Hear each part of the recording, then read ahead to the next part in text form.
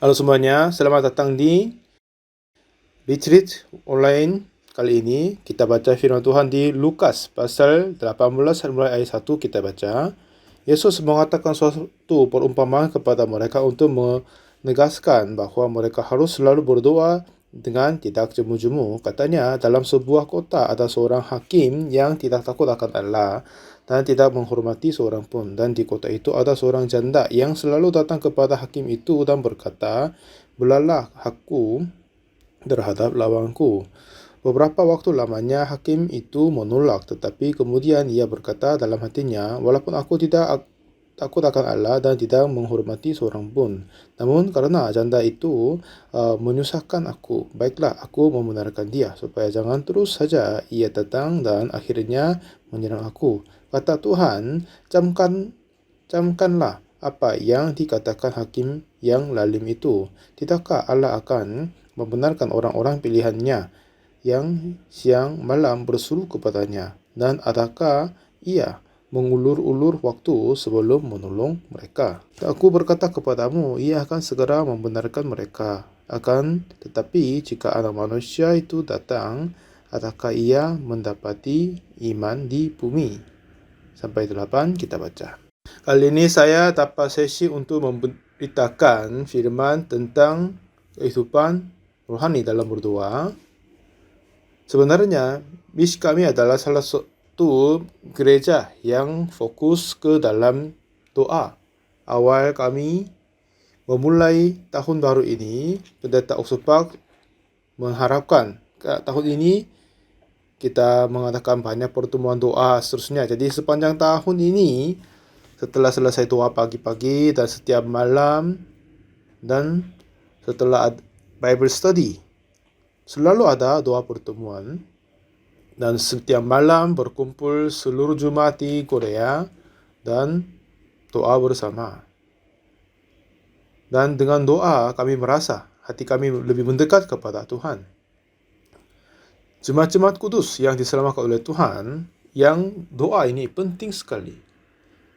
Jika seseorang yang menganggap diri melakukan baik dengan diri sendiri, dia tidak perlu berdoa. Tetapi kepada mereka yang tidak mempercayai diri, meyakini diri, dialah yang akan berdoa. Karena jika dia masih bisa melakukan semuanya, dia menggunakan cara metode manusiawi diri akan menyelesaikan semuanya. Tapi jika dia tidak mempunyai apa-apa, jika dia tidak bisa melakukan dengan sempurna, dia harus berlutut di depan Tuhan, lalu dia akan mencari Tuhan dan meminta bagi Tuhan. Dan pada kita membaca Yohanes pasal kedua, ada pernikahan Kana. Yesus sama murid-muridnya dan juga ibu dari Yesus, Maria, datang hadir pernikahan. Di sana, setelah suasana menjadi menjelang baik, tapi ada yang kesulitan terjadi. Katanya, anggur yang disiap di sana sudah habis. Tetapi memang anggur itu tidak akan disiap dengan secepat waktunya kan? Harus butuh waktunya lama. Jadi untuk menyelesaikan permasalahan kekurangan anggur itu, tapi mereka sendiri tidak bisa dan tidak ada caranya untuk selesaikannya. Setelah Maria mengetahui hal ini, dia membawa permasalahan ini kepada Yesus. Katanya dia, "Ya, di sini ada kekurangan anggur," kata dia, "kehabisan anggur." Lalu Yesus berkata kepada ibunya, katanya, "Apakah sahaku masih belum tiba? Ya, mau apakah engkau daripadaku?" katanya. Lalu ibunya berkata kepada pelayan-pelayan, "Apa yang dikatakan kepadamu, buatlah itu." Karena Maria sudah tahu bahwa siapa yang dapat menyelesaikan permasalahan ini adalah hanya Yesus saja. Yesus berkata, "Mau apakah engkau daripada aku, ibu?" Walaupun Yesus berkata ini, tapi pada saat dia membawa permasalahan ini kepada Yesus dan minta tolong kepadanya, setelah Yesus diketahui kesulitan mereka, Tuhan Yesus tidak mengabaikan itu. Yesus panggil pelayan-pelayan dan suruh kepada mereka, Isilah bayang tempayan itu penuh dengan air, lalu cetuklah dan bawalah kepada pimpinan pesta. Dan setelah mengantar air itu sudah menjadi anggur. Seperti yang mujizat yang luar biasa telah terjadi. Kita dapat bersaksi melihat lewat firman Tuhan kan? Seperti pernikahan di Kana, ini ada yang orang manusia bekerja? Tidak. Hanya Maria, dia tidak membuat anggur dari airnya. Dan juga pelayan-pelayan pun tidak. Tapi Yesus sendiri menyelesaikan semua permasalahan ini. Dan Maria, dia hanya menyatakan, memberitahukan mereka ini, di rumah ini sudah kehabisan anggur. Setelah menyerahkan semua masalah kepada Yesus, lalu Yesus tangani dan selesaikan. Ini kita dapat membaca di dalam kitab suci. Jadi permasalahan apa yang kita membawa kepada Yesus, bagi Yesus tidak ada yang mustahil. Nah, seperti begitu, pada saat kita berdoa kepada Tuhan, itu kami serahkan permasalahan kita kepada Yesus.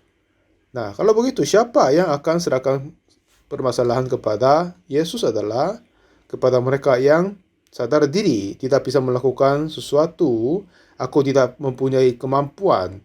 Kepada yang sadar itulah yang akan berdoa dan menyerahkan permasalahan kepada Tuhan. Sejak kecil, saya melihat, mendengarkan banyak kesaksian Pak Pendeta Oksopa berdoa. Pada saat Pak Pendeta melayani di kota Daegu, katanya waktu itu dia miskin sekali. Waktu dia tidak ada makanan, dia berdoa. Awalnya dia berdoa untuk makanan dan bahan bakar untuk pemanasan. Tapi semakin dia berdoa, doanya menjadi lebih mendalam dan akhirnya dia berdoa, Tuhan tolong membantu untuk melayani lewat percetakan, untuk siaran, tolong buat kami mengutus misionaris. Ada banyak pulau-pulau di Laut Pasifik. Siapa yang akan di sana? Tolong Tuhan membesarkan hamba-hamba Tuhan. Seperti begitu, beliau berdoa sepertinya. Selama dia berdoa kepada Tuhan, dia terasa seperti dia sudah ada di dalam kerajaan surga. Seperti yang semua kekhawatiran, kesulitan sudah melepaskan, dan dia bersahabat sama Tuhan di kerajaan surga, dan hatinya penuh dengan harapan yang luar biasa. Ini apa yang Pak Pendeta Pak sering bersaksi. Jadi sering dia berkata, aku tidak suka membuka mulutku. Nah, benar sekali. Jika kita melihat keadaan-keadaan kita, memang keputusasaan akan datang, kesulitan akan diantar ke hati kita. Tapi jika kita menutup mata dan mengandalkan Tuhan dan menyerahkan soal kita kepada Yesus, Yesus memenuhi hati kita dengan semua segala pengharapannya. Jadi, dengan iman yang Tuhan akan menggenapinya, Pak Pendeta sampaikan jawab dari Tuhan kepada jemaat-jemaat. Tapi jemaat pun berkata, aduh ya, mimpi yang besar itu lebih baik Pak Pendeta. Dengan mereka berkata tidak mau percaya. Tapi sesuai dengan doa Pak Pendeta, Tuhan menjawab dan sampai sekarang ini semuanya sudah terjadi. Jadi kehidupan beliau, Pak Pendeta Pak, dia selalu fokus ke dalam doa. Bagi kita juga, kita butuh banyak waktu untuk berdoa. Karena jika tidak ada bantuan dari Tuhan, kita tidak bisa hidup dengan baik-baik. Jadi kenapa kita harus berdoa? Doa adalah seperti yang bernafas dalam roh kita. Seperti orang tidak bernafas, akan tutup usia kan? Jadi jika kita tidak berdoa, roh kita tidak akan terasa Tuhan dan akan tidak selamat lagi. Jadi ini adalah penting sekali bagi orang-orang jemaat kudus. Satu ketika ibuku kena penyakit yang parah. Kira saya, ibuku tidak akan selamat, tidak akan hidup lama saya kira.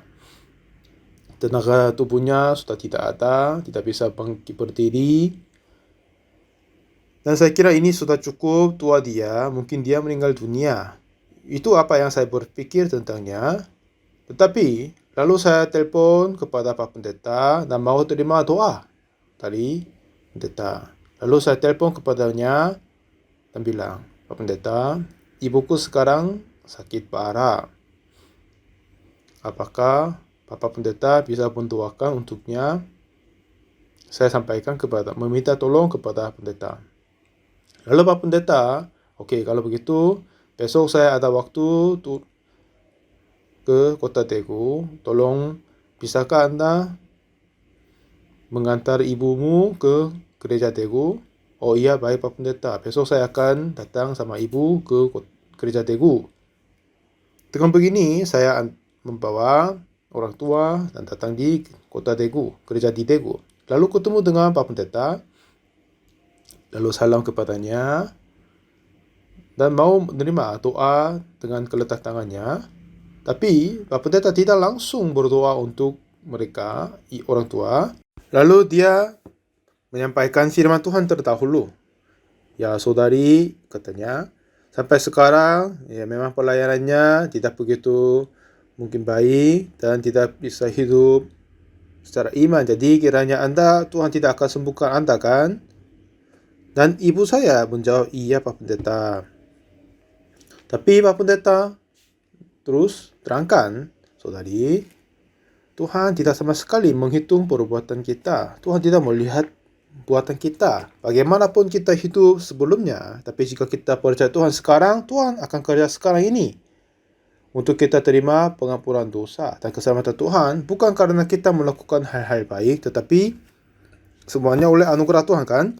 Seperti begitu, tidak karena perbuatan kita, hanya oleh anugerah Yesus menyembuhkan kita. Dan ini apa yang Pak Pendeta sampaikan firman kepada ibuku. Dan ayahku yang di sampingnya juga berbahagia dengarnya. Memang ibu saya yang sakit, tapi iman diterima oleh ayahku. Jadi setelah ayahku dengar firman disampaikan oleh Pak Pendeta, terus dia berkata amin, amin. Kenapa?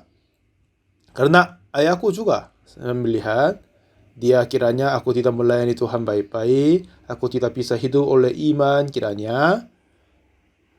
Ini tidak hanya kata untuk ibu saja, tetapi ayahku juga. Setelah dia dengar firman Tuhan disampaikan oleh Pak Pendeta, ini cocok sama hatinya. Jadi lebih daripada yang semua segalanya, Tuhan tidak melihat perbuatan kita. Ini menjadi luar biasa kepadanya. Dari sampingnya pun saya dengar firman Tuhan oleh Pak Pendeta, saya juga merasa syukur sekali. Oh iya, benar sekali kita menerima keselamatan Tuhan. Ini tidak karena perbuatan kita. Kalau gitu, siapa yang bisa masuk kerajaan surga? Dan apa yang kita berbuat di hadapan Tuhan adalah hanya berbuat dosa dan melawan Dia dan berbohong dan segala semua yang jahat yang kami punya.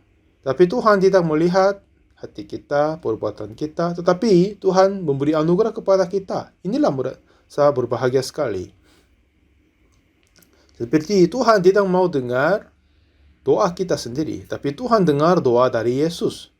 Sebab itu, pada saat kita berdoa dan akhir-akhirnya, jika kita mengatakan dalam nama aku sendiri berdoa, enggak?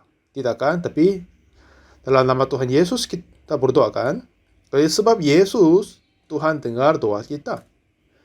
Jadi dalam hatiku juga, seperti Pak Pendeta sampaikan, firman Tuhan itu berasa berbahagia dan harapan baru kepadaku. Oh iya, Tuhan tidak menghitung syarat kita, perbuatan kita, dan bagaimanapun kita hidup sebelumnya. Tetapi jika kita percaya Tuhan sekarang ini, Tuhan yang kerja sekarang. Dan jika kita percaya Yesus, bagaimanapun keadaan kita, bentuk kita, tapi Yesus dan Tuhan tetap kerja. Dan firman Tuhan itu saya suka sekali.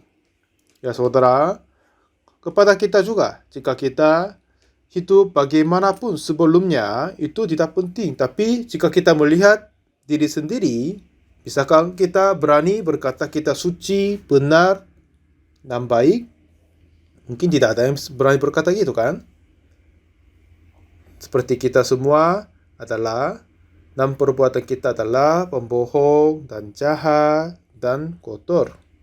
Sebab itu, kita tidak boleh melihat dirinya sendiri, tetapi kita harus mempercayai janji Yesus yang memberikan kepada kita, tidak karena perbuatan kita.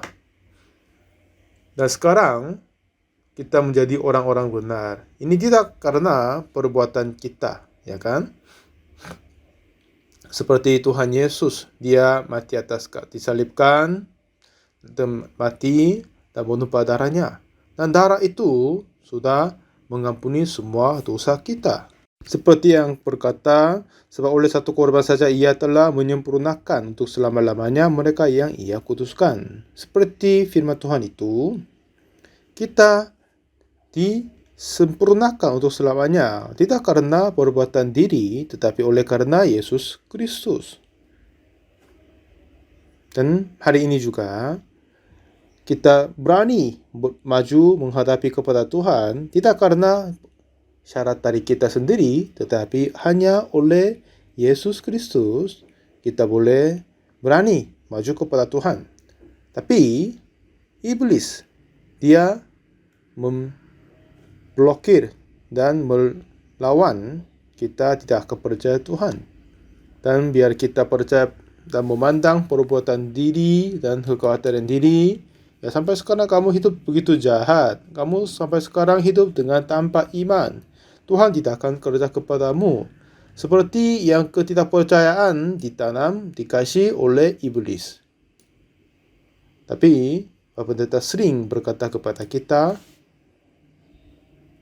jika kita berdosa itu pun jahat, tapi yang lebih jahat adalah kita berpikir dan percaya pikiran Tuhan tidak akan kerja melalui aku. Inilah lebih jahat. Jadi, Tuhan tidak sama sekali menghitung perbuatan kita dan bentuk kita dan bekerja. Tidak sama sekali tidak. Tetapi, hanya oleh Yesus Kristus saja dia memberkati kita dan bekerja. Jika kita baca Bilangan 21, orang-orang Israel mereka sakit hatinya sebab jalannya. Lalu mereka melawan Tuhan dan Musa. Dan Tuhan mengutus ular tudung kepada orang-orang Israel. Banyak orang yang terpagu dan sedang mati. Waktu itu orang-orang Israel, mereka memutarbalikkan hatinya, datang kepada Musa. Dan kami bersalah, tolong menjauhkan ular-ular ini. Dia minta. Lalu kata ini dia sampaikan kepada Tuhan. Tapi Tuhan tidak membiarkan menjauhkan ular tudung dari mereka. Tapi suruh mereka buatlah ular tudung dengan tembaga dan taruh di atas tiang. Sesuai dengan perintah Allah, Musa membuatnya dan taruh di atas sebuah tiang. Lalu, siapa saja yang dipagut oleh ular tudung, dan jika dia memandang ular tembaga, tetaplah ia hidup. Sampai sekarang orang-orang Israel mereka melawan Tuhan, dan tapi setelah mereka bertobat hati dan meminta anugerah bagi Tuhan, Tuhan selalu memberikan jalan kehidupan. Pada saat siapa saja yang memandang ular tembaga, tetaplah ia hidup. Seperti Tuhan memberkati kepada kita. Ini tidak terhubung dengan perbuatan kita. Seperti yang janji Tuhan, memandang ular tudung dan percaya firman Tuhannya, ya bagaimanapun keadaan dia, perbuatan dia, tapi dia akan tetap melihat, memandang dan hidup dia. Tapi kepada yang melawan Tuhan, tidak percaya Tuhan, dan aku melawan Musa juga. Apakah saya bisa sembuh, bisa hidup, sebab hanya memandang ular tembaga itu? Tidak mungkin, aku akan mati. Jika seseorang menerima pikirannya sendiri dan akhirnya dia tidak memandang ular tudung, dialah akan mati. Jadi, anugerah yang Tuhan memberikan kepada kita tidak sama sekali terhubung dengan perbuatan kita. Jadi bagaimanapun kita hidup di dunia ini, tetapi jika kita percaya Yesus sekarang, Yesus yang akan menyembuhkanku. Yesus akan menyelesaikan kesulitanku. Sebab Yesus sekarang akan melepaskan aku dari soalnya. Jika kita berdoa dengan iman ini, Tuhan akan dengar doa kita dan akan memberi jawabnya. Jika kita membaca Matius pasal 7 sebentar. Matius pasal 7 ayat 7 berkata, mintalah maka akan diberikan kepadamu, carilah maka kamu akan mendapat, ketuklah maka pintu akan dibukakan bagimu. Karena setiap orang yang meminta menerima, dan setiap orang yang mencari mendapat, dan setiap orang yang mengetuk pintunya baginya pintu dibukakan. Adakah seorang daripadamu yang memberi batu kepada anaknya jika ia meminta roti, atau memberi ular jika ia meminta ikan? Jadi jika kamu yang jahat tahu memberi pemberian yang baik kepada anak-anakmu, apalagi Bapamu yang di surga. Nah, seperti firman Tuhan di sini, jika anaknya minta roti kepada ayahnya, tidak ada yang orang tua kasih batu kepadanya, kan? Jika anaknya meminta ikan, tidak ada yang memberi ular. Dan jika kamu yang jahat tahu memberi yang baik kepada anak-anakmu, apalagi Bapamu yang di surga, ia akan memberikan yang baik kepada mereka yang meminta kepadanya. Nah, seperti Tuhan selalu mau memberikan yang baik kepada kita. Jadi saudara, saya juga ayah dari dua anak. Jika anak-anakku meminta sesuatu kepadaku,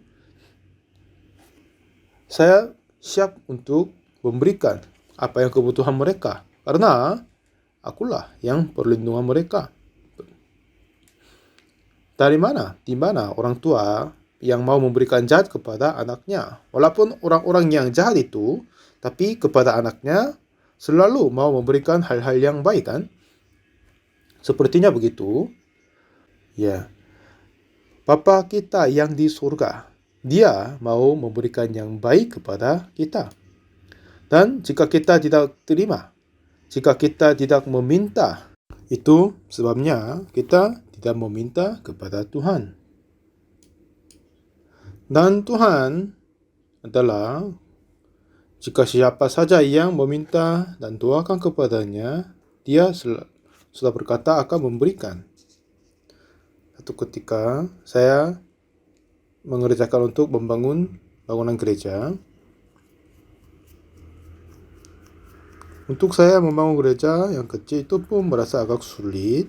Yang kesulitan yang besar adalah setelah membeli tanah dan mau bangun bangunannya, tapi penduduk-penduduk di desa mereka tidak suka. Katanya dari sini kita boleh membangun gereja, katanya. Oh, kenapa kami tidak bisa membangunnya?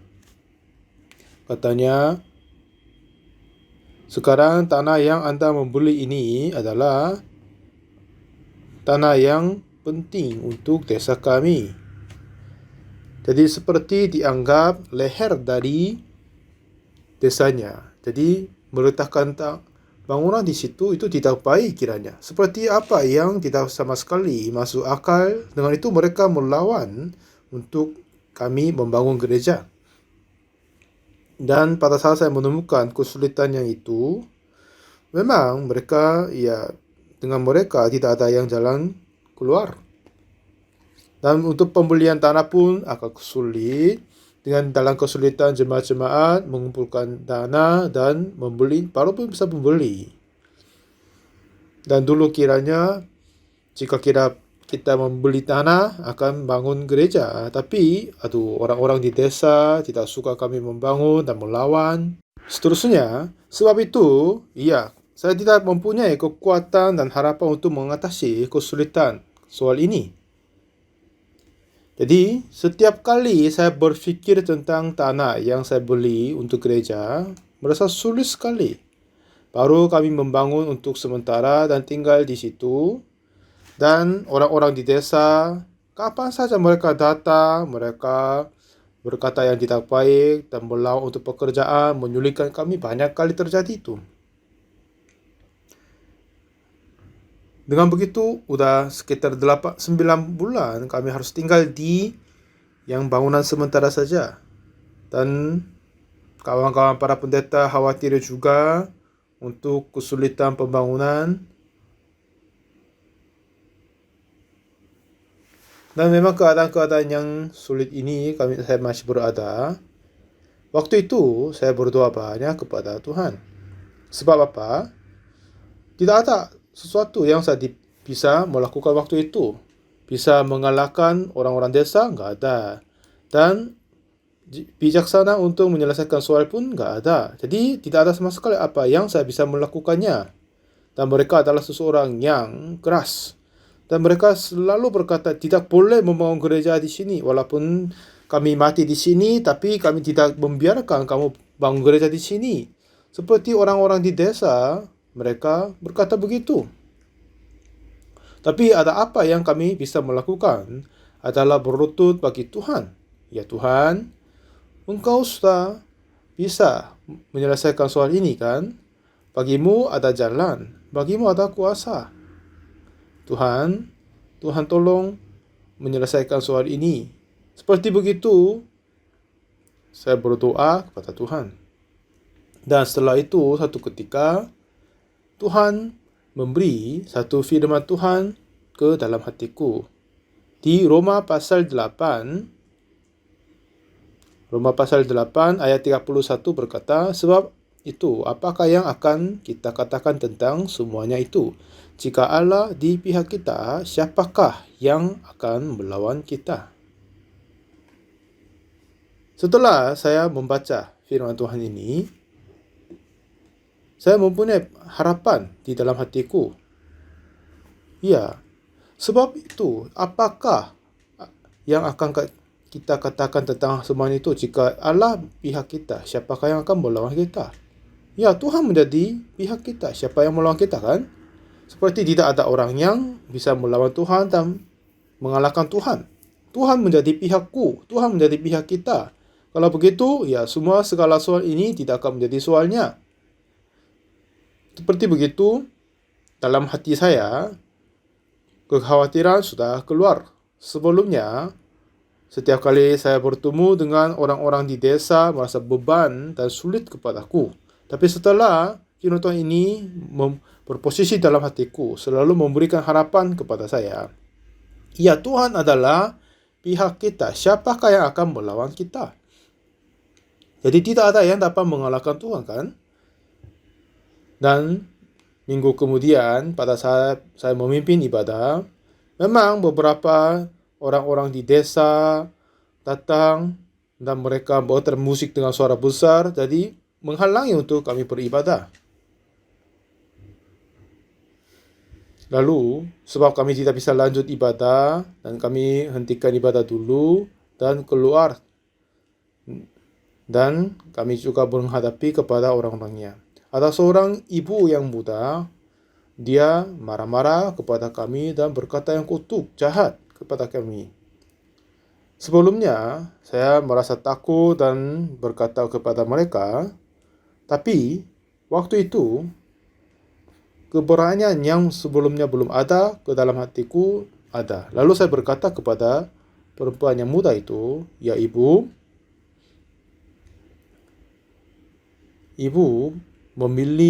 salah pilih untuk siapa yang melawan. Yang seperti yang kelahi ini bukan dengan ibu sama saya, tapi sekarang ibu melawan dengan Tuhan. Sekarang saya mau memberi pengawas kepadamu, ibu tidak bisa mengalahkan Tuhan.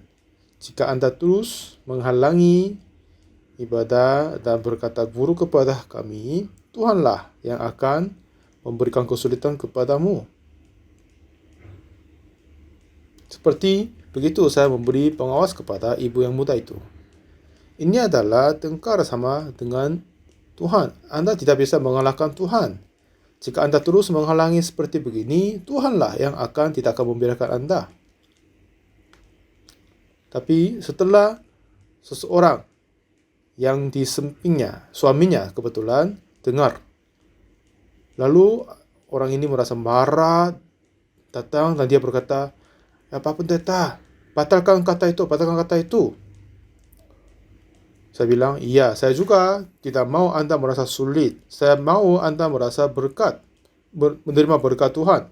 Tetapi jika Anda terus berkata buruk, jahat kepada Tuhan dan berlawan Tuhan, pekerja Tuhan, akhirnya Tuhan pun akan memberi kesulitan kepadamu.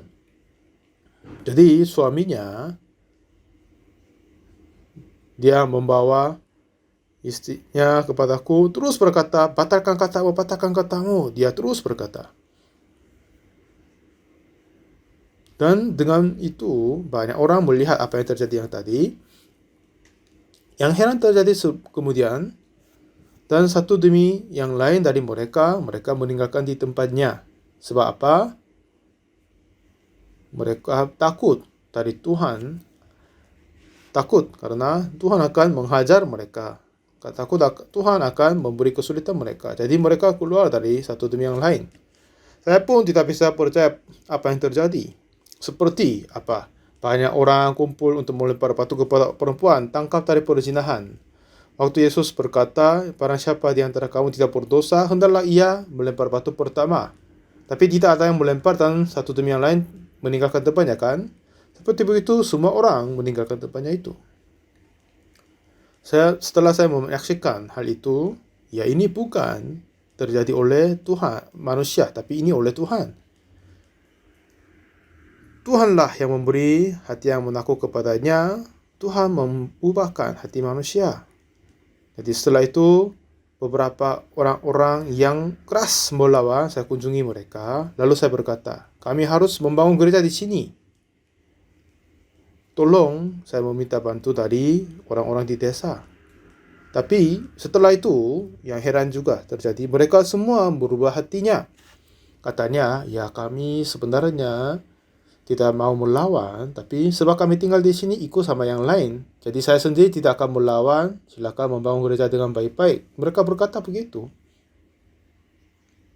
Jadi saya mengunjungi satu demi yang lain dan bertemu. Dan semuanya sebelumnya melawan, tapi sekarang setuju untuk kami membangun gereja. Dengan begitu, dengan anugerah Tuhan, kami dapat membangun gereja. Tapi kami tidak mempunyai hati yang kami membangun gereja saja. Tetapi kami menganggap bahwa Tuhan telah membangun rumah yang beriman di dalam hati kami. Setelah membangun gereja, dengan itu merasa banyak kesulitan juga. Tetapi pada segala kesulitan, Tuhan melepaskan kami daripadanya.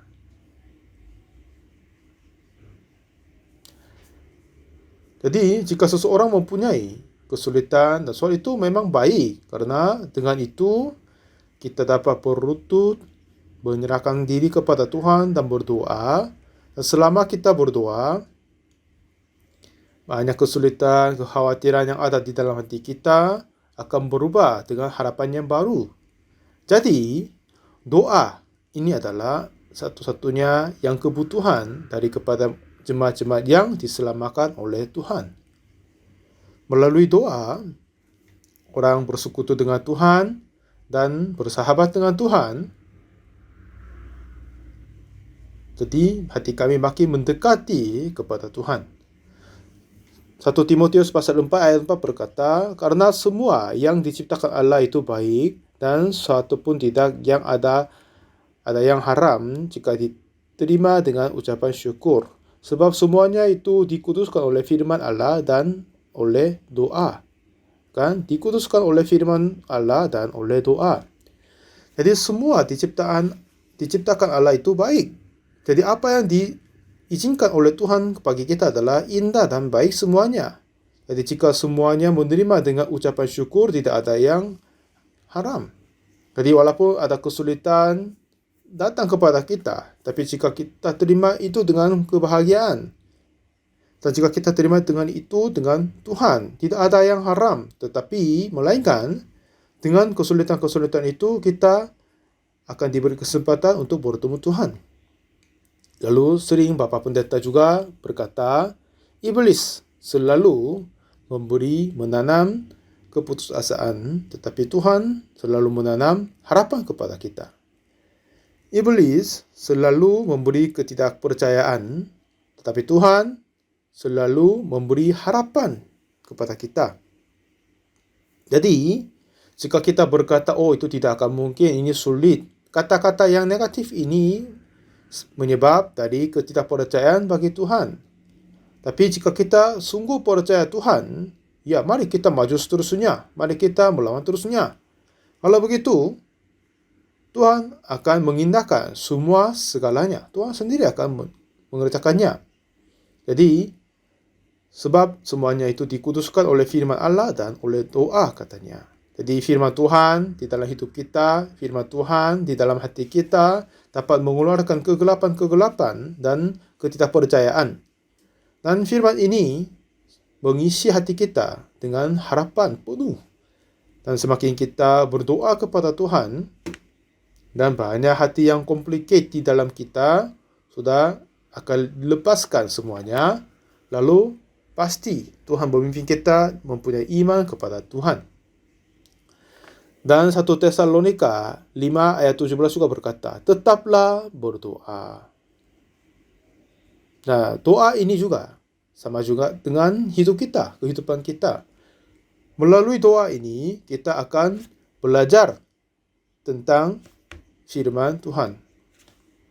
Dan jika kita baca Yakobus pasal 5 ayat 13, kalau ada seorang di antara kamu yang menderita, baiklah ia berdoa. Kalau ada seorang yang bergembira, baiklah ia menyanyi.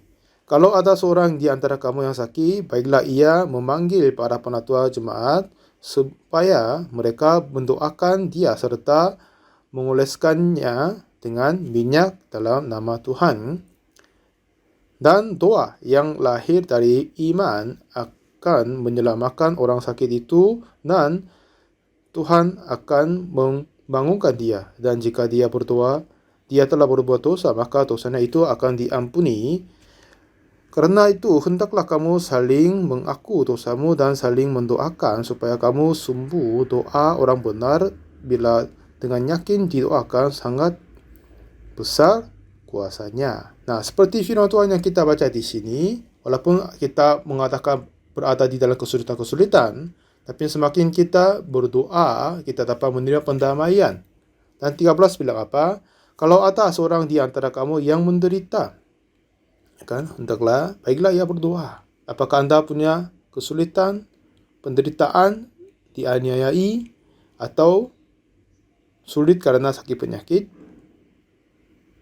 Kalau begitu, jangan hanya merasa sulit saja, tetapi apa yang Tuhan berkata, ya, baiklah ia berdoa. Kalau ada yang seorang tadi menderita, baiklah ia berdoa. Dan jika ada seseorang di antara kamu yang sakit, baiklah ia memanggil para penatua jemaat dan supaya mendoakan. Dan jika yang sakit, kita berkata doa. Dan doa yang lahir dari iman akan menyelamatkan orang sakit itu, dan Tuhan akan membangunkan dia. Dan 16, karena itu hendaklah kamu saling mengaku dosamu dan saling mendoakan supaya kamu sembuh. Doa orang yang benar bila dengan yakin didoakan sangat besar kuasanya. Jadi seperti begitu Alkitab terus berkata kepada kita, berdoalah, berdoalah. Kenapa? Kenapa kita harus berdoa? Karena kita sendiri tidak bisa melepaskan diri dari kesulitan ini. Jadi jika kita berdoa, Tuhan akan memberi jawab atas doa kita. Jadi pada saat kita berdoa, ada hati yang kita harus mempunyai adalah, ya Tuhan, dengar doaku. Dan Tuhan selalu memberi jawab dari doaku. Kita harus percaya hal ini juga. Jika Tuhan dengar doa kita, dan pasti Dia menjawab, memberi jawaban kepada kita. Jadi Tuhan tidak melihat perbuatan kita atau bentuk kita dan memberi jawab, tetapi hanya oleh Yesus Kristus Dia memberi jawab. Dan pada saat kita berdoa, akhir-akhirnya kita mengucap nama Tuhan Yesus dan berdoa, ya kan? Jadi bukan kita berdoa dengan nama diri, tapi berdoa dengan nama Tuhan Yesus Kristus. Dengan begitu, Tuhan Yesus dan Tuhan akan memberi jawab kepada doa kita. Jadi, jika kita berdoa dengan iman, Tuhan selalu akan memberi jawabnya. Coba kita balik ke firman yang kita baca yang tadi, Lukas pasal 18. Yang firman yang tadi kita baca juga tentang doa. Ayat yang pertama, Yesus mengatakan suatu perumpamaan mereka untuk menegaskan bahwa mereka harus selalu berdoa dan tidak berjemu-jemu. Ya kan? Selalu berdoa dan tidak jemu-jemu. Dan pada saat orang berdoa, tapi kelihatannya terlambat diberi jawab, sebab itu mereka jemu-jemu, berputus asa. Dan jemu-jemu berarti mereka hilang harapan daripada Tuhan. Jadi, katanya kita selalu berdoa, tetapi dengan tidak jemu-jemu. Jangan berputus asa. Jika kamu berdoa, doalah bersama dengan harapannya. Dan dengan ini apa yang Yesus memberi perumpamaan, ayat 2, katanya dalam sebuah kota ada seorang hakim yang tidak takut akan Allah dan tidak menghormati seorang pun. Dan di kota itu ada seorang janda yang selalu datang kepada hakim itu dan berkata, "Belalah aku terhadap lawanku." Nah, di sini ada seorang janda. Dan janda ini, dia datang kepada hakim yang tidak adil, tidak baik. Dan dia selalu datang berkata, "Belalah aku terhadap lawanku." Tapi hakim yang ini tidak menghormati seorangan dan tidak takut akan Allah. Tapi perempuan ini, kenapa? Dia terus datang kepada hakim ini setiap hari dan terus meminta membela aku terhadap lawanku. Jika perempuan ini mempunyai jalan yang lain, jika dia mempunyai cara yang lain untuk melepaskan diri, orang apakah ini akan datang kepada hakim yang tidak menghormati seorangan? Pasti tidak, dia akan pilih cara yang lain. Tetapi bagi dia tidak mempunyai jalan lain. Hakim saja yang dapat melepaskan kesulitan. Tidak ada cara yang lain. Jadi setiap kali dia datang meminta tolong tapi diabaikan, kalau begitu, ya memang dia pun berputus asa dan dia pun merasa tidak enak, baik. Dia pun mau berputus asa tentang itu, tapi perempuan ini datang kepada hakim sekali lagi dan dia berkata kepada hakim dan meminta tolong membela haknya dari lawannya. Nah, jadi orang perempuan ini datang kepada hakim yang tidak baik dan terus dia berkata, sebab apa? Hanya dia sajalah dapat melepaskan dia daripada kesulitannya.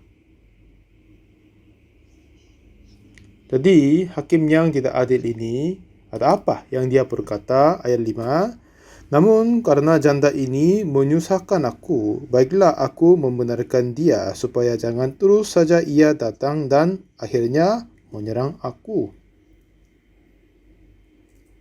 Nah, jadi hakim ini akhirnya berkata, ya, orang perempuan ini terus datang dan mengganggunya terus-menerus. Sebab itu, jika saya tidak akan melepaskan dia dari kesulitan, jika aku tidak membenarkan dia, dia akan datang setiap hari dan mengganggu dan menyusahkan aku. Sebab itu,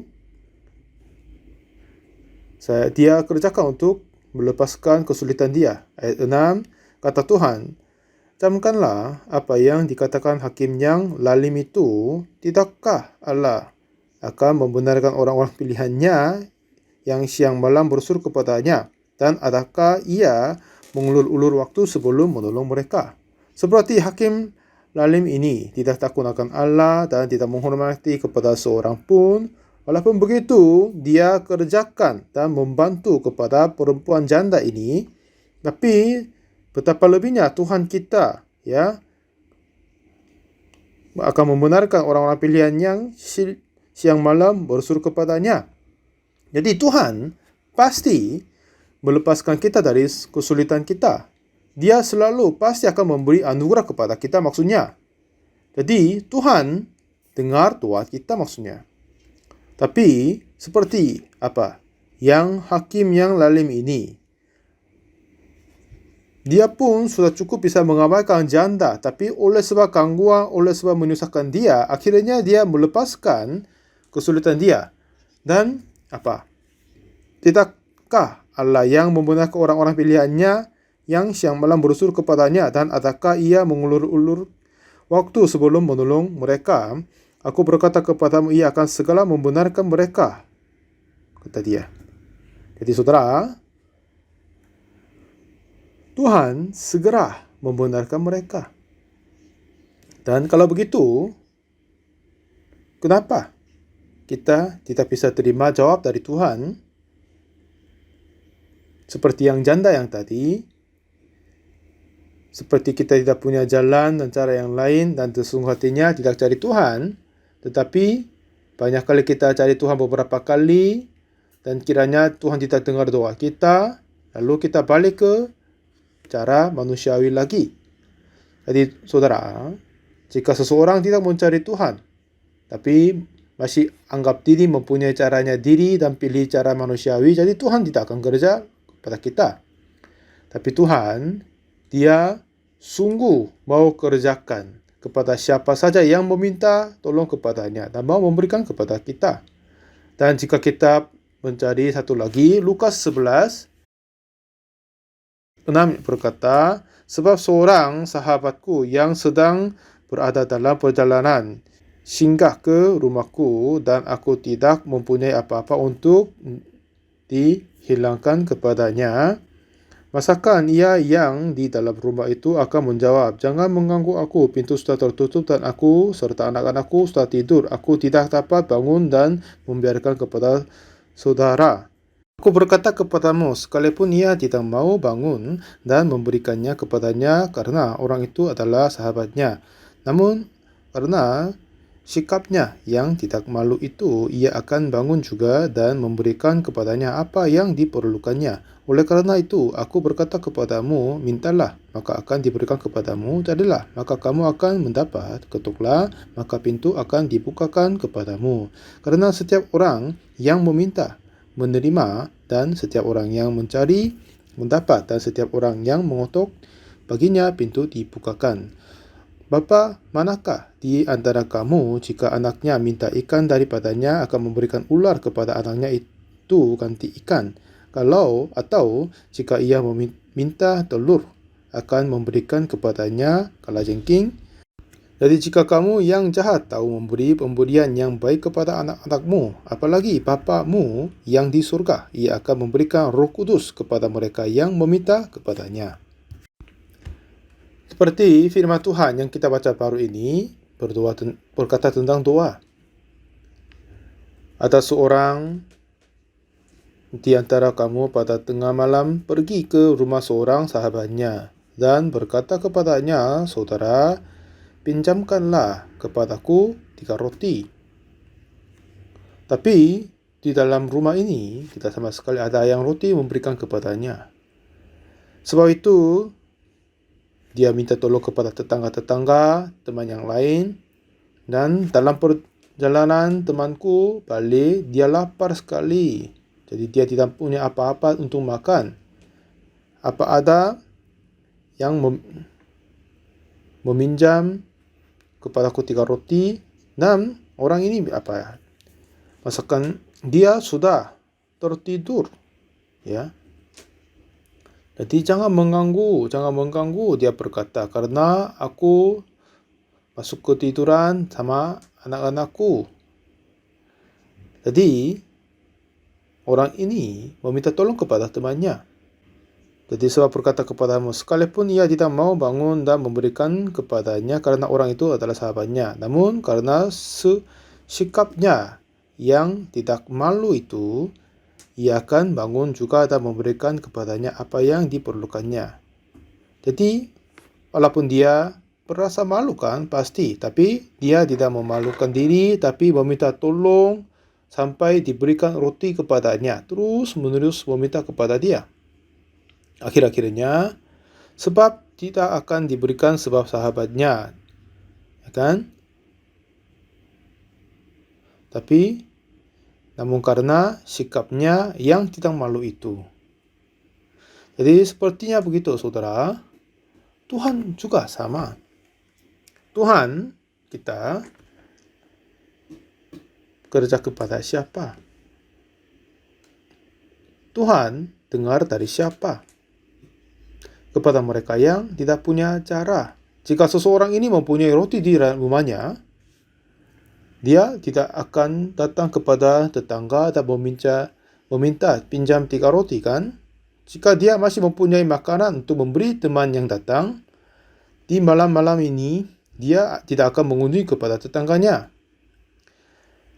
Sebab makanan yang dia mempunyai sudah cukup memberikan teman yang kunjungnya. Tetapi kenapa orang ini datang meminta tolong? Kenapa dia bangunkan yang sudah tertidur? Kenapa pinjam 3 roti? Karena bagi dia tidak punya 3 roti. Teman yang baru datang, lapar, dan ingin makan, tapi tidak ada sesuatu yang memberikan kepadanya. Akhirnya, dia datang kepada tetangga dan meminta tolong, sahabatku sudah datang dalam perjalanan, dia lapar sekali. Ya, dia lapar sekali. Jadi memang ini mengganggu kepadamu, oleh ini sulit kepadamu, tetapi tolong pinjam 3 roti. Pada saat dia berkata begitu, ya, memang ini tidak akan diberikan karena sahabatnya, tetapi karena sikap yang tidak malu itu, dia bangun akan memberi rotinya. Nah, seperti begitu, Tuhan juga sama. Tuhan kita yang percaya, dia juga tidak akan melihat kita sendiri. Dia tidak lihat caranya diri. Tetapi jika kita mengandalkan diri kepadanya sendiri dan berdoa, pada saat itu Tuhan akan memberi jawab bagi kita. Sebab itu ayat 9, oleh karena itu aku berkata kepadamu, mintalah, maka akan diberikan kepadamu. Carilah, maka kamu akan mendapat. Ketuklah, maka pintu akan dibukakan bagimu. Karena setiap orang yang meminta, menerimanya. Jadi kepada mereka yang meminta, Tuhan akan memberi jawab. Ini janji Tuhan kepada kita. Dan setiap orang yang mencari, mendapat. Dan setiap orang yang mengetuk, baginya pintu dibukakan. Nah, dengan begitu, ada seorang ayat, manakah di antara kamu, jika anaknya minta ikan daripadanya, akan memberikan ular kepada anaknya, itu ganti ikan. Atau jika ia minta telur, akan memberikan kepadanya kalajengking. Seperti orang tua dari manusia saja akan memberi baik kepada anaknya. Tapi Tuhan kita yang kerajaan surga, kenapa tidak dia memberi sesuatu yang terbaik kepada kita yang meminta kepadanya? Jadi, siapa saja yang kita minta kepada Tuhan dan datang kepada Tuhan, dia selalu akan memberi yang terbaik kepada kita. Jadi, Tuhan selalu izinkan kesulitan kepada kehidupan kita dan mengizinkan kesulitan bagi kita yang kita tidak bisa menangani atau ujian sepertinya juga. Tapi setiap kali waktu-waktu itu, Tuhan tidak mengabaikan kita, Tuhan tidak meninggalkan kita, tapi waktu itu saja Tuhan pun tetap menyertai dengan kita. Melalui kesulitan ini, biar kita menuntut Tuhan dan untuk kita berdoa. Ini harapan Tuhan kepada kita. Melalui doa itu, hati kita lebih mendekat bagi Tuhan dan lebih bersahabat dengan Tuhan, dan hati kita dipenuhi dengan harapan baginya. Jadi saudara, apa saja yang kesulitan yang kita punya, dan apa saja yang permasalahan kita punya, tapi jika kita terhubung dengan Tuhan, semuanya tidak akan tertinggal jadi masalah. Karena kenapa kita tidak terima? Karena kita tidak meminta. Tapi barang siapa yang meminta kepada Tuhan, meminta tolong bagi Tuhan, Tuhan dengar doa kita, dan dia akan melengkapi ada yang kekurangan bagi kita. Jadi, di dalam gereja ini, lama melayani Tuhan, tapi bagiku juga ada banyak kekurangan dan kesalahan dan ada kelemahan. Tetapi Tuhan memberi anugerah untuk lengkap, untuk memenuhi kekurangan daripadaku. Sebab saya menerima anugerah daripada Tuhan, tidak karena aku berbuat baik, tetapi hanya oleh Yesus Kristus, dan oleh sebab janji Tuhan yang izinkan di dalam gereja dan hamba Tuhan, jadi aku terima anugerah Tuhan. Jadi saudara, Anda juga jangan mundur diri. Jika ada kesulitan, jangan hanya merasa sulit, tetapi dengan kesulitan itu membawa kepada Tuhan. Dan jika kita membawa semuanya kepada Tuhan dan berkata kepada Tuhan, dan mengatakan persahabatan dengan Tuhan, lalu Tuhan akan memberi hati yang baru, kekuatan baru yang diberi oleh Tuhan akan memenuhi hati kita. Dan jika kita menyerahkan kesulitan kita bagi Tuhan, dan kita akan mengalami bagaimana Tuhan kerjakan untuk kita. Dengan itu, pada saat kita datang kepada Tuhan, pada saat itu, sampai saat itu, kehidupan berdoa ini harus lanjut seterusnya. Doa ini adalah seperti nafas kepada orang-orang yang jemaat kudus, orang-orang yang diselamatkan. Jika seseorang tidak bernafas akan mati, ya kan? Jika kita tidak berdoa, hati kita akan hilang perasaan bagi Tuhan. Dan sering saudara-saudari berlutut bagi Tuhan dan berdoa bagi Tuhan, berkata kepada Tuhan, dan biar Tuhan dapat memimpin kehidupan Anda semua. Semoga anugerah yang besar ini dapat datang kepada kita. Terima kasih banyak semuanya. Tuhan memberkati.